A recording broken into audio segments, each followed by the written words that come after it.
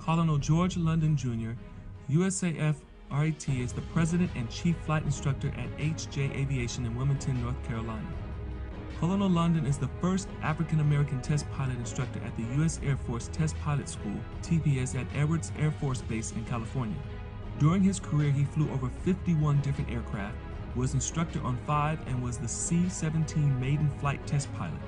Several of his students went on to fly the space shuttle. George holds a Bachelor of Science degree in Mechanical Engineering from North Carolina A&T and a Master of Science degree in Aeronautic Engineering from the Air Force Institute of Technology, AFIT. And we have another special guest, Mr. George London. Right. And George is following on our last visitor, Mr. Woods, as another one of our subject matter experts. That's right. And George is here to tell you a little bit about himself. And this is another one of the avenues that the students, if they don't go through the private sector to get a pilot's license, they might want to consider the possibility of a military. And could you tell us, Mr. London, a little bit about yourself and about some of the things that took you into aviation? Okay, actually when I was a teenager, I used to go to the air show in Wilmington, North Carolina and watch the guys fly, and I said, wow, we would like to do that. But back in the 60s, you know, it wasn't a thing that we could do. But eventually I went in the military because my parents couldn't afford to send me to college. So I went in the military to use a GI Bill. And then when I got out, went to college, and they were looking for students to become members of the ROTC. Okay. I said, well, if you can get me a pilot slot, I'll be delighted. So they were able to get me a pilot slot, so got in the ROTC and went back to the military. And then I went to the pilot training at Webb Air Force Base in Texas, and remained there as an instructor in T-38s when I finished pilot training. Stayed there for 4 years, and then they closed Webb. And I moved to McGuire flying 141s. While I was at McGuire, I decided that I wanted to get my master's degree, so I got accepted to get my master's in aeronautic engineering at Air Force Institute of Technology in Wright-Patterson, Ohio. Shortly after that, I applied to test pilot school, figuring I would not get selected because I just finished a master's program.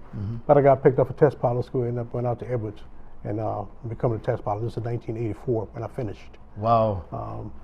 Was lucky enough to go back to test pilot school in '88 as the first black instructor test pilot, Air Force Test Pilot School. Wow. And in 1990, I got selected to become part of the C-17 program and was selected to fly the first flight on the first airplane in 1991, September 15th, first C-17 flight.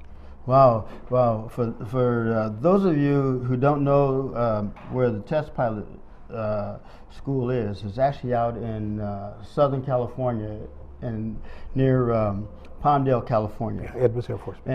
And I actually lived in that area when I was a small kid, growing up, back in the early 60s. That's how I got inspired to want to be a pilot.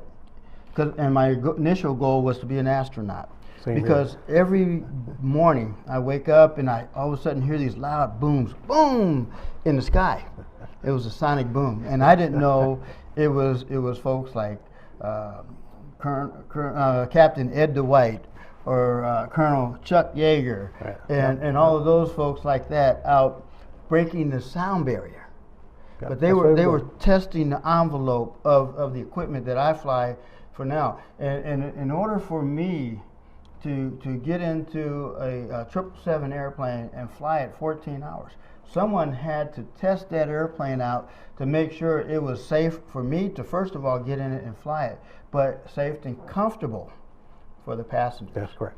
And that's admirable for you. And you retired as a colonel? Full colonel, yes. Full bird colonel. And now that you retired as a colonel, you decided to translate what you're doing with your master's degree. And I put emphasis on, notice he has a master's degree. And we put emphasis on that because that translates into what you're currently doing. But we'll come back to that here in just a second, because it looks like we have another question from the audience. Have you had lots of experiences? What is the one thing that you're most proud of?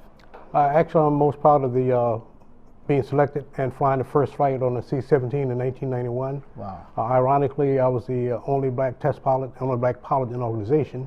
I was selected to fly the first flight, And a year later, I became the commander of the test squadron for that organization. So I had 5 airplanes worth $1.2 billion. Wow. And I ran the flight test portion of a $40 billion program. And I had 900 people working for me. Today, I still work. I teach high school and school here in the local area. Oh, fantastic. And I want to emphasize what he just mentioned in terms of cost of equipment. He mentioned $1.2 billion. $1.2 billion, that's a lot of money. and that's a lot of responsibility. Absolutely. So I can't overemphasize study hard. Learn everything you can about everything. Whether it's a subject that you think is not very good and it's never going to benefit you, pick up a book and read it. And when you'll find, and you put all of this information in your bag of knowledge, and one day you will reach into your bag of knowledge when you least expect it and pull it out and say, oh, that situation happened to me 30 years ago. It works. And this is how I get out of it. Now, I understand you have some students. Oh, yes, we have students at McNamara. I have an aviation club there, so they do the ground school, come out to the airport to fly with us. We also support the Tuskegee Airmen East Coast chapter. They have students come fly with us. And the Omega fraternity has a program, I believe I Can Fly.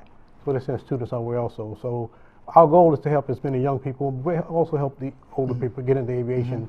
It's been a doorway that's opening a lot of opportunities for a large number of people. Well, I'd like to tell you, because we host aviation courses working with a lot of the school districts and things like that. And one of the things that I encourage the parents to come out and participate and sit in on the classes.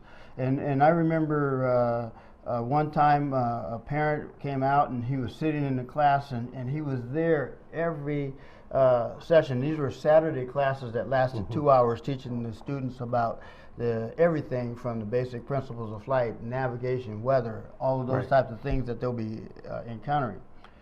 And this guy was there, and I went over and talked to him. Hey, why are you here? And he said, because this is something that I always wanted to learn. And so for you students who have parents, tell your parents to come out and be a part of it as well. And it looks like we have another question coming in. Did you have any students that went on to work for NASA? Oh, absolutely. When I was instructor test pilot school, I had a few students that worked for NASA, not only worked for NASA, but they were astronauts. Wow. After the Challenger blew up, a couple years later, the first flight was flown by Eileen Collins.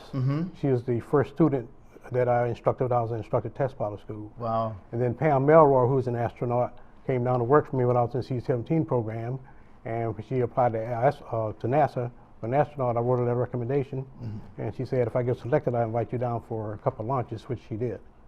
Well, that's pretty phenomenal, because when you speak of Eileen Collins, for those of you who don't know Eileen Collins was the very first shuttle commander, female shuttle commander. Right. That's pretty significant, because you're talking about a multi-billion-dollar project that's going to be launching up and into space, orbiting around the Earth at 17,500 miles an hour, and now you are the commander of that. So that means that for all of you young ladies out there, you can follow in Eileen Collins' footsteps. But another significant flight that she did, in 2003, we had a tragic event that occurred, which was the loss of the Columbia. But they worked to determine what were the problems, and they fixed those problems. And Eileen Collins was the next commander that took the mission after that, the return to flight mission. Okay. That got NASA back moving again. So with the Challenger, Rick Husband was in the class ahead of me at test pilot school. He was the commander of the Challenger. Wow, this is absolutely fantastic. Looks like we have another question coming in.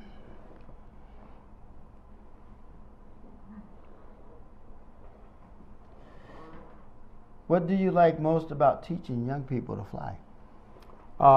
I like teaching young people, period, not only to fly, but I challenge their math skills, their science skills. I like that. And also their English skills. I mean, even though you have a technical background, you're required to write papers, write reports. So your skill knowledge across all bases of education is very, very important.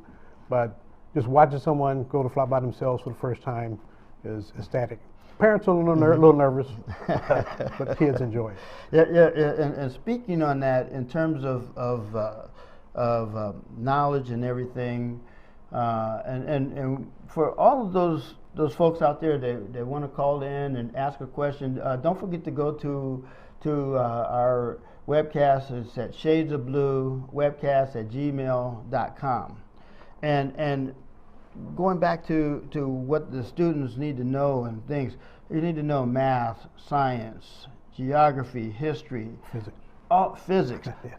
Yeah, all those things that you're studying in school right now. And just don't be mediocre at it. Excel to be A+ students in every one of those categories. Because when I get in the airplane and I'm traveling across the world, guess what I encounter? I encounter math. I encounter geography. I'm operating in a fluid environment, so the atmosphere is changing every second. We're flying through the sky at over 500 miles per hour. And we're flying into another country. So sometimes I might arrive into a country like Japan, and I like to say, Konnichiwa, I kaga desu ka? So I learned to speak to those folks in their language. Right. And it's really, really appreciated. Well, Mr. London, it looks like it's been a very, very wonderful opportunity to have a chance to meet you and have you come on and be one of our subject matter experts. Delighted.